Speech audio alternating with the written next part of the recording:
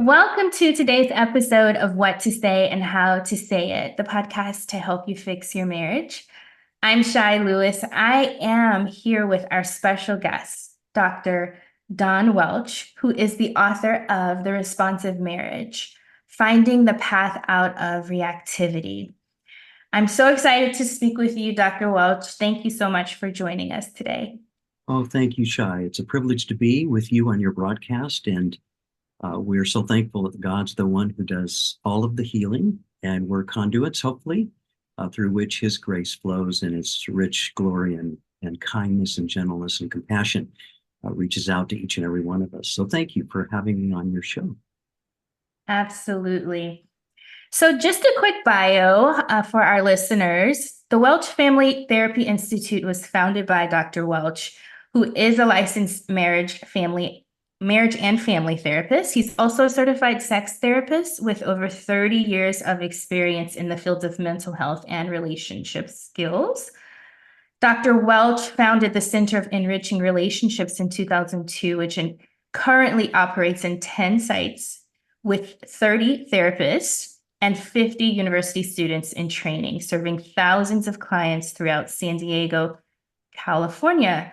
Dr. Welch oversees a partnership with CER and Point Loma Nazarene University to train and provide clinical hours to students in the Master's of Arts in Clinical Counseling. He's also a published author, professor, speaker at conferences, churches, retreats, seminars throughout the U.S. He holds a bachelor's degree, 3 master's degrees, and a doctorate degree.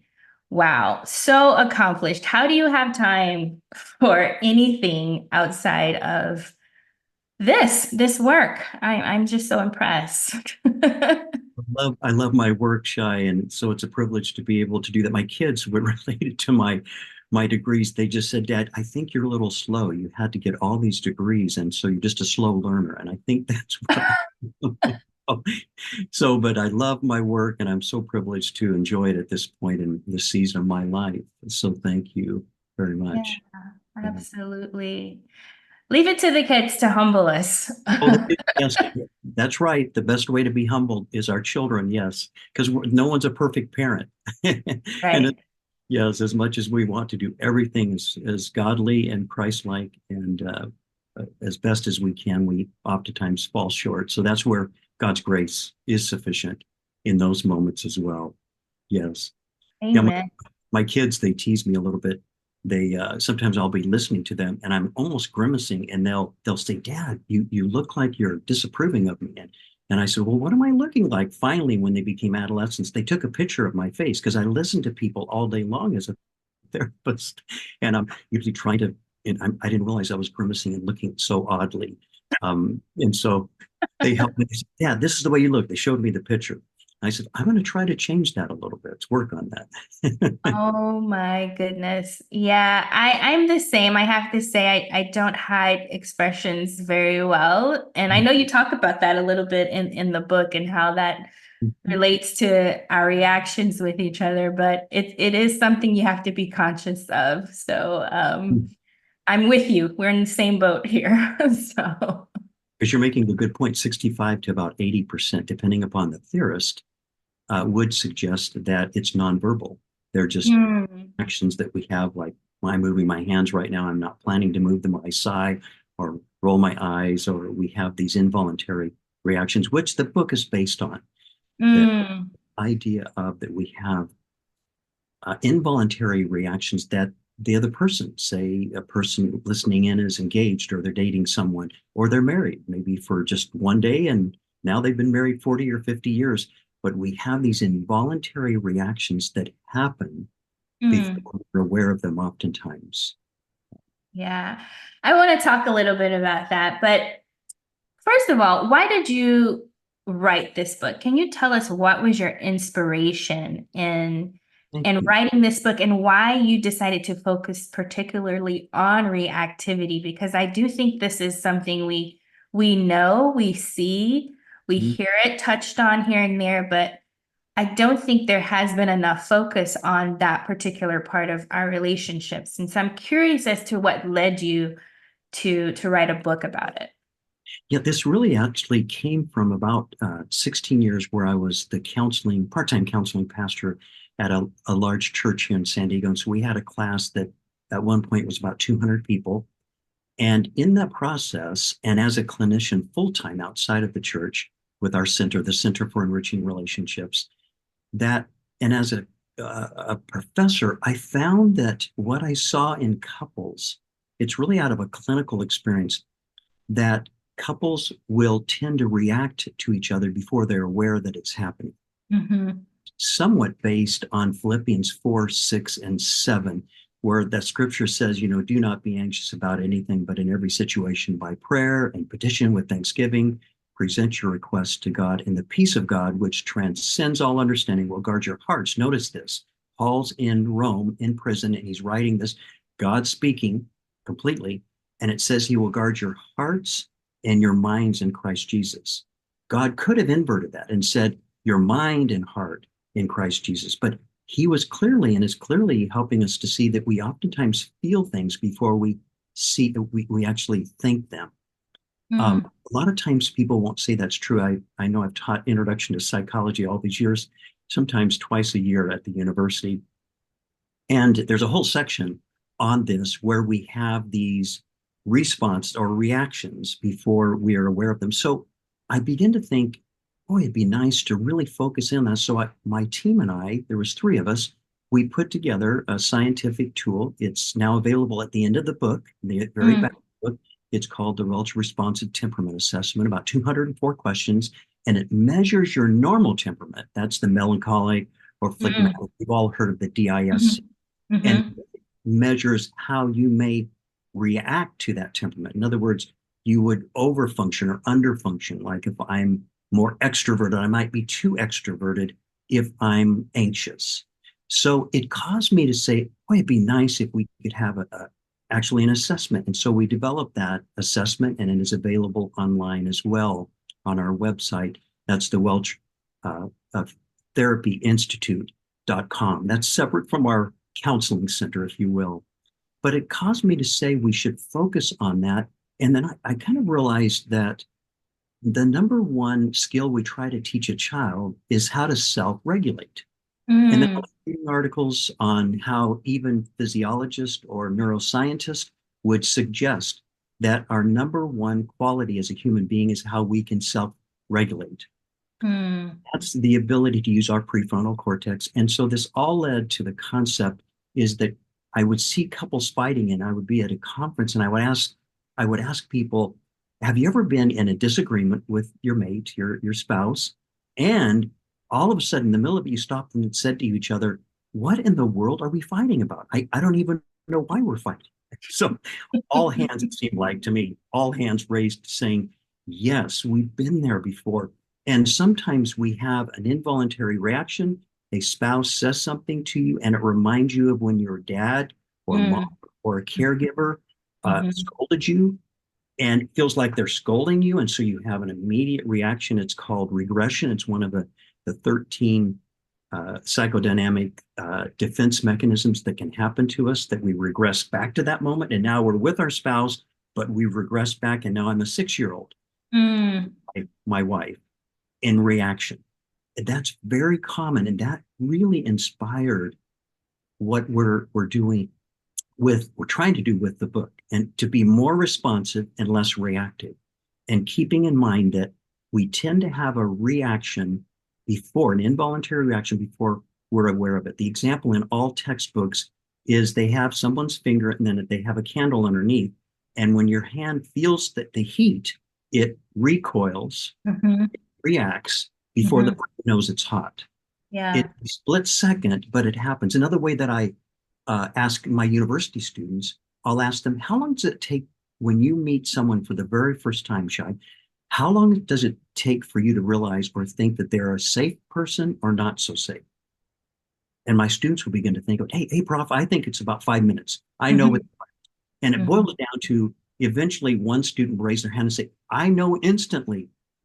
I can sense it instantly. So it's Wow. actually within a split second, a person, now it doesn't mean that they know they're safe or not, but you have an instant involuntary reaction to the person.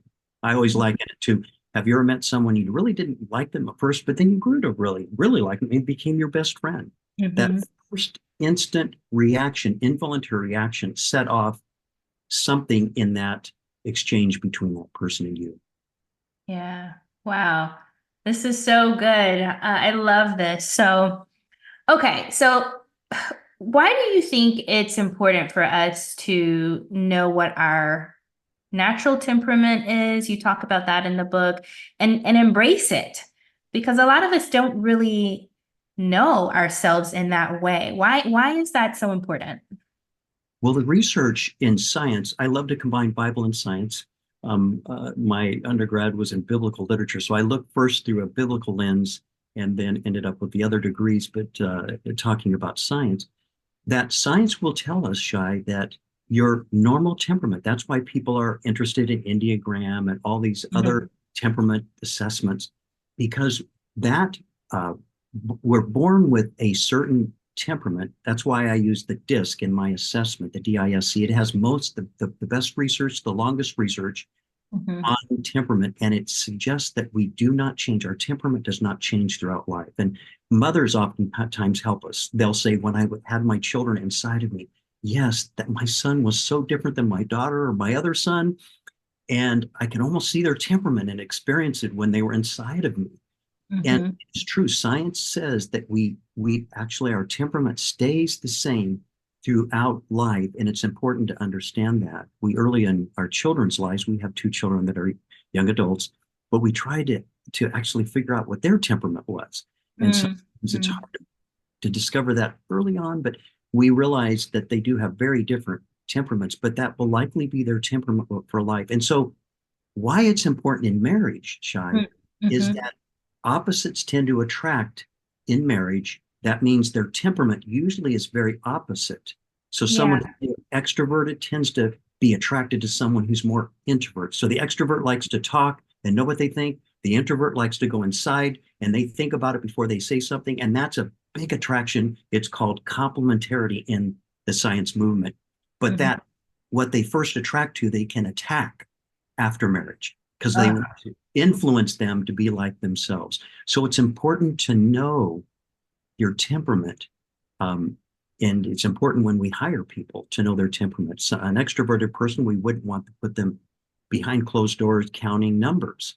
They liked it. They'd bring all their friends in there and had them count them with them. So yeah.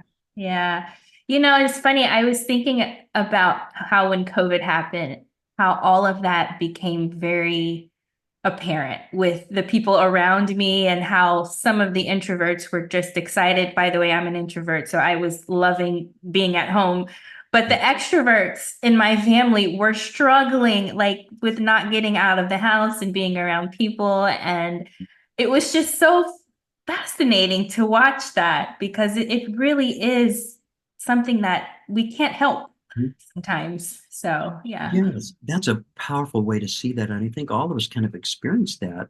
Yeah. And understanding how God made us allows us to be more comfortable and at peace with who we are and who we are not. Hmm. So it gives respect to in a relationship. It's like the couple that one's extroverted, one's introverted, and that they talk about, hey, on Friday night, would you like to? We could bring over 10 of our friends and we could play again game night. That's the extrovert. Hmm. Bert saying, oh no, I thought we were going to just make hot chocolate and read our books together, to have time alone. And that's where a step of faith between those two people is important. Like, okay, I can give up maybe not 10 couples, but maybe another couple come over. How would that be? Or the introvert would say, hey, I'm okay. I'll stretch my wings and here we'll meet maybe halfway on that. It helps Hmm. us become better people. Yeah. Yeah, I think in marriage specifically, you're so right. It's the thing that attracts us, but then the thing that annoys us later on. And it's reminding ourselves that of that first initial attraction really is, I feel like the way to overcome that. It's, hey, I was attracted to this thing that annoys me. And it just takes reminding ourselves of that. Yeah. Yeah, Yeah. my wife and I, if I may just mention this, this is decades ago, but we were coming home after our honeymoon and at church that Sunday morning. And she's much more of an introvert than I am. Mhm. I'm much more extroverted. And Okay. she does things methodically. I do things really quickly and then maybe change them after I've said it. Or and so we were there sitting, and I said, "Oh, honey, did you have the checkbook? Because the offering's coming." This is decades ago when we paid Hmm. checks in church, our offering. But now we have debit cards and other things. But Yeah. and she said, "Oh, I didn't write it, but I have my checkbook here. Our checkbook's here." So she pulled it out and started writing. And keep in mind, she's very methodical because she's Hmm. more introverted, thinks things through very carefully. And I'm extrovert. So I'm seeing the ushers come and I'm getting anxious, kind of what you Oh, said a minute ago. And then right. what I was attracted to, I might even tend to attack. And so Mm, the ushers are coming. She's methodically writing, very methodical. And I had a feeling, and the feeling was she's slow. Now mm. she's slow. She's actually much brighter than I am, and I'm seeing I'm bright. But it's methodical. And I thought to myself, oh my, if I start off our marriage this way, we're headed for trouble because now I'm irritated with what Hmm. she's attracted to. And Hmm. the irritation said she's slow when actually she's methodical. And I know that to be true. She runs our organization of Wow. and we tease a little bit. I said I have to behave because she could fire me. She's our COO. So I try to behave even though I'm the CFO. But so and we're very opposite. We're very opposite. And that's important, I think, not just to our marriage, but to all marriages, because that's complementarity. And God created that. And Absolutely. just that in the book, the more opposite the couple, not on morals, morality, that sort of, I'm not talking about that. I'm talking about just your temperament alone. Mm, Opposite is one of your greatest gifts and friends in a healthy marriage because you learn to respect it rather than involuntarily react to it. mm, Think of all the business books, even John Maxwell and his writing and others that we're familiar with, even secular books will say that influence is all we have. When we're leading an organization or people or family, hmm. force people to be authoritative, authoritarian, excuse me, where we force it, or we can be authoritative where we invite people in. In a marriage, we tend to try to influence the other to become more like our temperament. And that's a Mm. dangerous place to be. We want to learn to respect it. I love that. I love that. Okay, so that brings me to the next question. You said in your book that God created everything, including Adam, but something was missing. So what was that thing and why do you think God did that? Yes, I think it goes back to God. And I Yeah. mentioned this in the book about that we all, as humans, we all want to be uh, fully known Mm. and faithfully loved. Hmm. To be fully known, that's gnosko, to know in the Greek, in the Bible. Hmm. And God wants to know us. Hmm. We have a desire to know him, and we want to be faithfully loved as well. And God chooses and gives us choice in relationship, even in the garden. Hmm. When we have all of this, we're looking for a healthy relationship.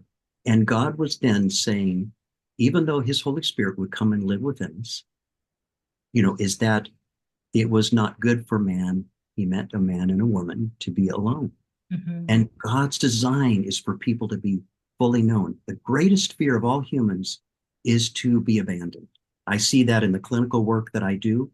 When we're abandoned, it's the most devastating of our psychic, our soul, our spiritual development of anything on the planet. Hmm. And God made us for the opposite of that, the antithetical of that, and that is to be fully known and faithfully loved. And he allows us to actually enjoy that in marriage as he created. And it's the only place on the planet where we co-create with God. So that in essence, the conception of a child is the gift and the semblance of God's love for us and how we can create and be loving toward another human being, a child. So it really, I think, originates shy from God's heart because he wants us to know him. Hmm. The Saint Augustine, my soul is not at rest until it finds its rest in thee, O God. The idea we find rest when we know God, and then when we know God, we want to be known by another person in a monogamous marriage relationship. It's the way God created us to be and to live. Wow, that is so beautiful. And as a mother of three, my heart is bursting because I've never heard it put that way, that we are co-creating with God when we conceive. So that's just beautiful. Wow. Yeah, that's the marriage is the image of God, of his love and grace and compassion. Yes. Mm-hmm. So what an allowance, what a great gift to know that we're co-creators. We're not God. We're not God, Right. but he Right. allows us to participate in the beautiful. That's why human sexuality is such a beautiful gift because it is an expression of God's love to be, again, faithfully known, deeply loved. Yeah, absolutely.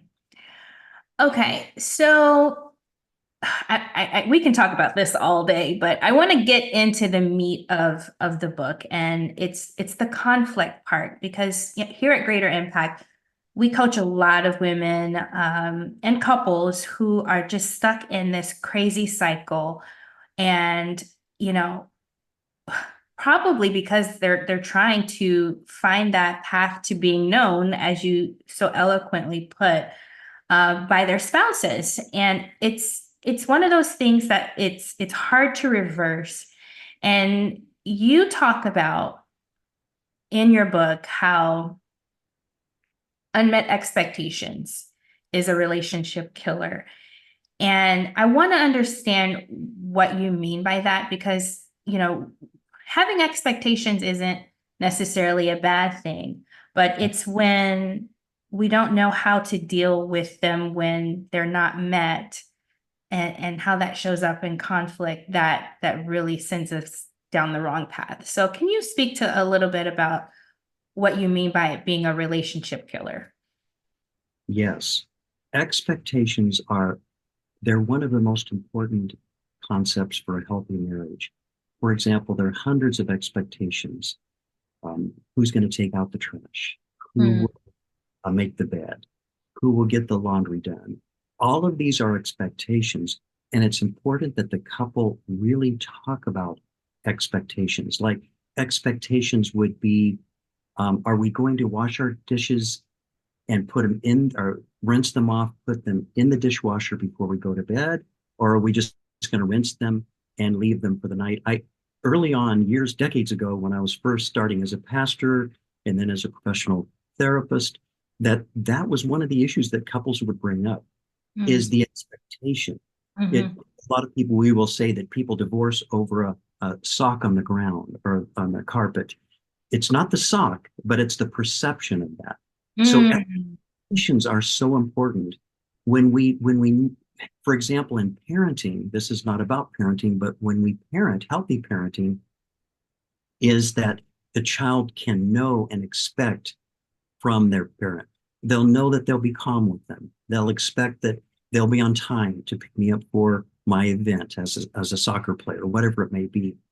So expectation is something that a couple should really begin to look at very early on in their marriage. I remember this couple, they were sitting on the couch in my office, and we were talking about expectations. And the female, in the midst of the conversation, she said, I love taking out the trash.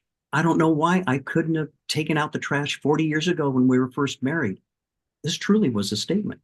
And the man, literally stood up out of and from the couch and said, You've got to be kidding me. I hate taking out the trash. Why do you love taking out the trash? And she was describing why she liked it was accomplishment and she was able to get outside for a minute. And so expectations can be quite remarkable because without voicing them, which is important in a marriage to mm. have your emotions overt, not covert. Overt means in front of you as a couple and not covert. We live here in San Diego near the SEALs, and they do covert operations in the night to protect us or in others, the United States and the world for that matter. Mhm. And so expectations are really important, Shai. Mm, yeah, I love that. And it's something we don't voice enough because I think, or at least in my world, we assume we all have the same expectations. And your example just proved that, in fact, we don't. A lot of us grew up in different homes. We have different value systems, and all of that shows up in the expectations we have of each other. So I love that. Okay. Let's talk about emotional trauma. How does that impact our reactivity in our relationships? Yes, that's such a great question. I'm actually a trained trauma specialist.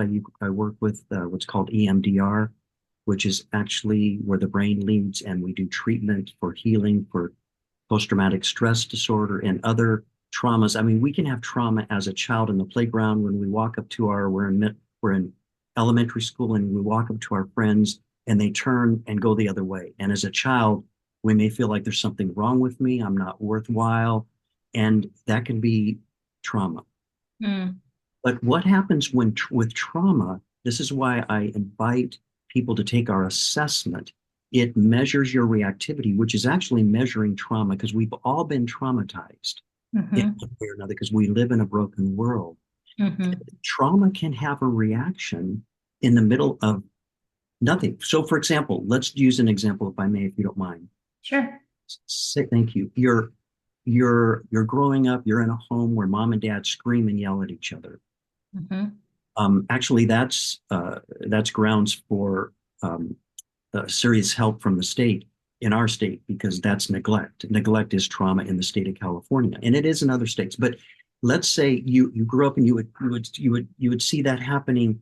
And I had a patient who once said, and I've had other patients say it in different ways, that when my parents were screaming, I would go over to my dad and I would start screaming at my mom using vulgar language like my parents were. And then I would go over to my dad and I going back and forth screaming at them. This child, as an adult, faces a lot of trauma Mm, as the body was absorbing that and there was no one there to help us. That's why Jesus often says to us in the Bible, what, maybe 30 plus times, I'll never leave you, nor forsake you, I'm coming to you. Again, abandonment is the worst of all experiences on the planet. Kind of going back to that's why God made men and women that have this monogamous marriage relationship to be nurtured and then to submit to God fully, where we find the greatest peace of all. In these trauma situations, they can bubble up so quickly because it's an involuntary reaction before you know it's happened. This is what the book is all about. I'm trying to help people to realize once they have that reaction, how to manage it. In other yeah. words, it's describing, if we were to go into detail scientifically, it's where something happens, and instead of going from my nervous system up to the thalamus, and the thalamus going back to the cortex, it goes from the thalamus directly to the amygdala. And the amygdala is part of our nervous system. We've all heard of the hijacked amygdala, I think. Right. The concept is that hijacking may have come from early childhood, unless we get serious treatment professionally, and God can heal us. hmm God completely heals people. In fact, He healed my precious wife of cancer with a 4.5 centimeter tumor against the breast of her chest. And this is a whole nother story, but Wow. God completely healed her. And the surgeon said, this isn't right when they went in to just clear the breast, said, you should have cancer and you don't. And the oncologist took us aside and said, after 25 years, I've never seen this happen this way. And we're all Christians here, the three of us. And he said, we know God healed her. Thanks be to God, and let's pray. But God can heal trauma without a doubt. And hmm in this case, it oftentimes arises in a marriage. hmm Then it can be devastating because the other person can react to it. And hmm now it's in a snowball effect where there's danger, danger, danger ahead for the couple unless they receive some sort of help. Yeah. I love how you merge the science with the truth. And so I'm curious about the process that needs to happen to help foster that healing. And I know that you said you created an assessment, and I know that, therapy, we all are aware of the different modes of therapy. And so I'm wondering about how is it that you have seen in your experience God show up in the healing process.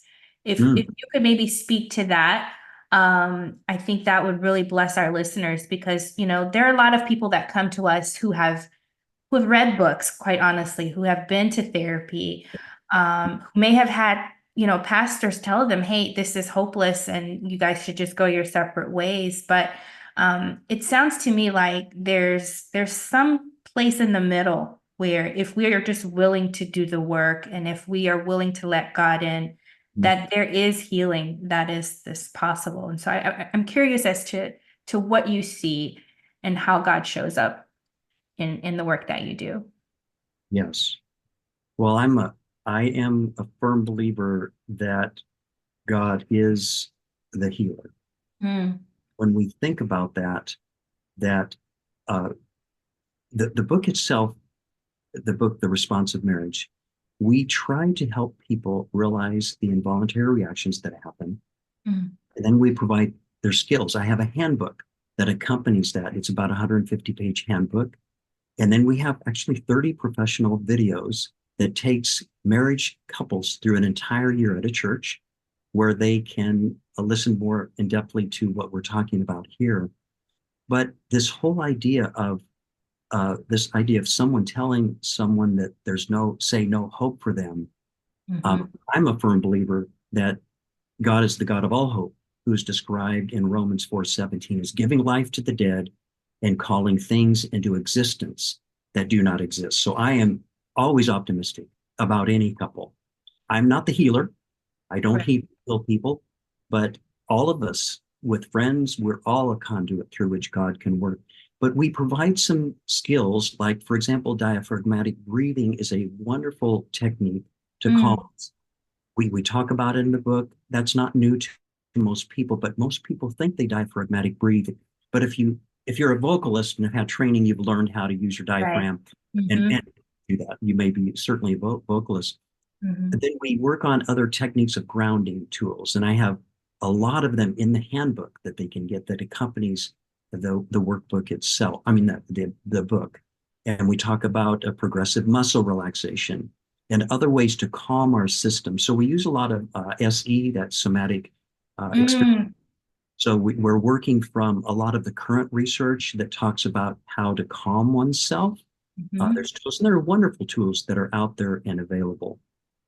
And then certainly to realize that God made our systems to not overfunction or underfunction. Yeah. We want our blood pressure to go too low, we'll Mhm, faint, right? If it goes too high, we can expire. So, mhm. and the thing is, we want to be self-regulated, which I mentioned at the very beginning of our conversation here Mhm, today. I hope that's helpful, but we try to provide those resources. They're not the only resources on the planet, but they're couched in this concept of we all have involuntary reactions. I sigh, I roll my eyes, whatever it may be. But if I'm traumatized, it may be more intensified. And I had one patient, if I can just use this illustration, that this person saw her parents scream and yell at each other, in fact, and then she would hear a thud. Dad just hit mom in the other room. She was 4 years of age. She came to me as the therapist at 40, and her husband was leaving her because every time they had a intense discussion, she would withdraw. Because as a little child, when she kept hearing her parents scream and yell, she would actually disassociate. She'd dream as though they're at the beach, all holding hands, smiling at each other, and her dolly's there. And unfortunately, her father was there next room, beating her Oh, mother's. gosh. Mm, And so oftentimes we carry that into adulthood and mm. need help with that. And we try to provide some of those skills in the tools that we have. Yeah. Yeah, it does take effort. And you also mentioned that in your book that it is intentional behavior to get to a healthy state. And so that's what I'm hearing. I'm hearing there is, first of all, awareness, and then there's also the regulation part, but that comes through applying different skills along the way. And so, Yes. Yes. If I can just illustrate it this way, it's not the best of illustrations, but men with anger have come to me as a therapist pastor, mm, and they said, Doc, you've got to help me. I'm out of control and I don't even know it. And I said, Mm, okay, when are you first aware that you're getting anxious? You're getting upset. You're getting frustrated with the other person or the situation. Person thinks for, and I thinks for a minute, and I've heard this many times. You mean, Doc, when I pull my fist out of the drywall or someone's face? I said, oh my. Well, let's start there. And we back up from that so that mm, where they're talking with someone and their hands begin to fist up, mm, upper mhm. chest gets tight, their voice raises a bit. Because when our upper chest tightens, our esophagus gets constricted, and our voice, our vocal cords get a little higher because they're constricted, don't have as much oxygen. Like all of us, when we wake up in the morning, oftentimes, if we've slept well, we've really oxygenized our vocal cords so they have a real low glottal sound, even though our voice may not necessarily be that way all day long. But we back them up and help them to begin to realize how to manage it in better Mm. ways. Be aware of their own somatic, that's in the Greek, the body, bodily reactions. Wow. That's interesting. I think that's just another level of awareness, that we can achieve in this work. So, and you mentioned men in particular often don't know how they feel. And for women, that's hard to imagine. How do you not know when we have 1,000 emotions we could probably name? But I think it's important because we talk to wives a lot, and having the awareness of what our husbands are feeling or not feeling can be helpful, don't you think? Absolutely, yes. Women have an intuition. It's really because they go back the by a kind of bilateral form of Mm-hmm. pain. They go back Mm-hmm. and forth because of the high estrogen, but it and other hormones. They go back and forth between the brains, between the two hemispheres. We as men don't do that. We get locked in one thought. That's why if you're helping your husband or if you're and he's trying to fix something and you're talking to him as a female, what can happen, unfortunately, is he cannot do both things at once. I remember my wife walking in one day and she was on the phone. This is back when we had big phones, holding a phone, holding our Yes. daughter, our Yes. daughter. She was rinsing something in the sink and she was petting our dog, our little doggy, with her foot. And I thought, I cannot do that. I I can only do one thing at a time. And females have a way of doing that. And there's a biological reason for that and many other.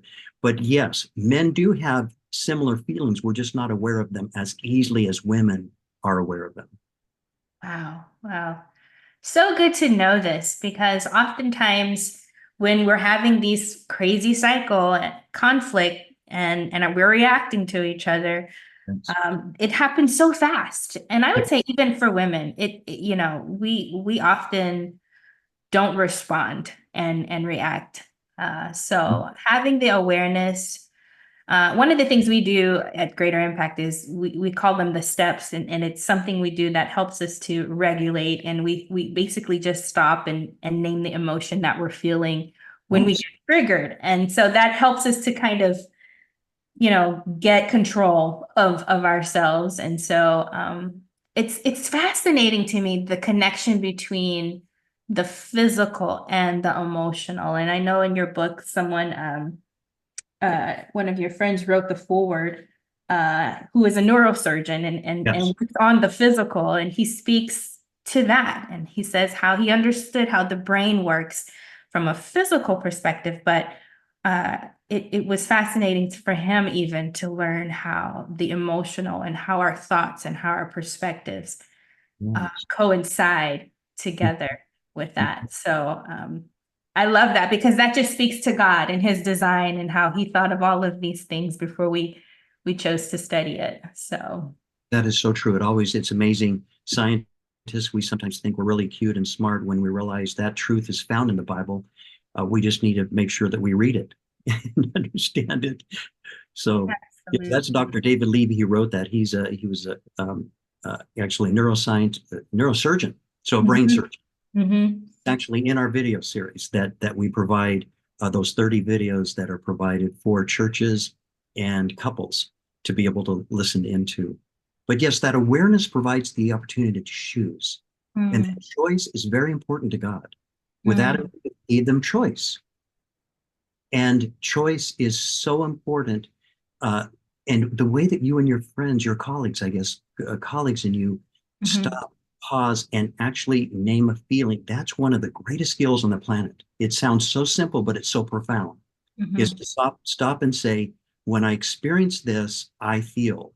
Mm-hmm. That's combining feeling and thought. So here's a misnomer about thought and feeling. Some people would say that this is a feeling statement. I just feel like you don't love me.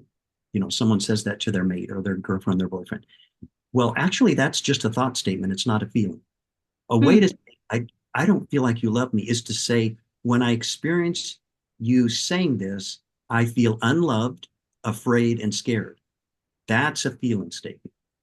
And then if that can be validated, in other words, the other person just say it back to you, that's creating empathy. In the book, we talk about what is intimacy. It's key, Key, and acrostic. So key is kindness, E is empathy, and Okay. then Y is yielding, Key.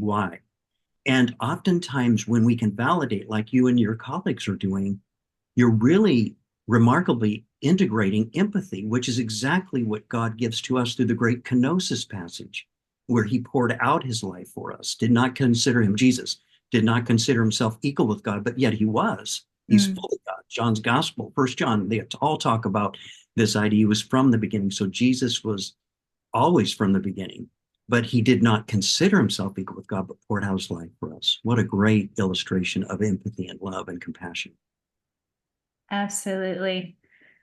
This is so good, so good. I can't wait to get through the book. I think this is going to be one of those that you just pull off the shelf every couple years. It's not one you read and it's one and done. So I'm so excited to finish it. So just one last question before we wrap up.